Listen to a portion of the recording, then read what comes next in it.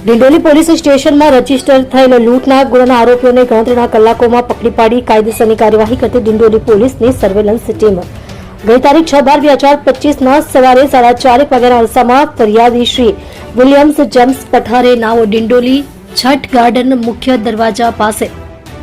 પોતાના મોપેડ લઈને ઘરે જતા હતા તે વખતે સ્પ્લેન્ડર મોટરસાયકલ ઉપર આવેલ બે અજાણ્યા ઈસમોએ ફરિયાદીને ડરાવી ધમકાવી ફરિયાદીના રોકડા રૂપિયા 1450 તથા ડોક્યુમેન્ટ સાથેની બેગની લૂંટ કરીને નાસી ગયેલ હોય જે ગુનાના આરોપીઓને શોધી કાયદેસરની કાર્યવાહી કરવા ડિંડોલી પોલીસ સ્ટેશનના senior police inspector Shri R J. Chudasama સાહેબ તથા second police inspector Shri K A. Chauhan સાહેબ નાઓએ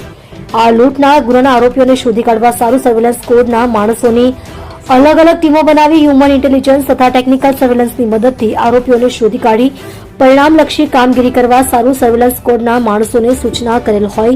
જે અંતર્ગત સર્વેલન્સ કોડના police sub inspector Shri L H. Masani નાઓ સર્વેલન્સ કોડના માણસો સાથે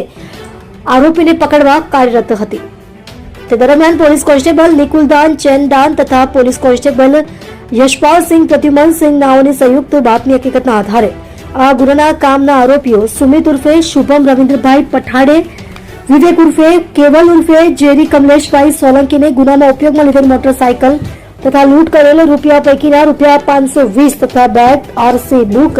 તથા અંગ જડતીમાંથી મળેલ 2 મોબાઈલ ફોન સાથે ગણતરીના કલાકોમાં પકડી પાડી સબબ આગળની કાયદેસરની કાર્યવાહી કરતી ડિંડોલી પોલીસ સ્ટેશનની સર્વેલન્સ ટીમ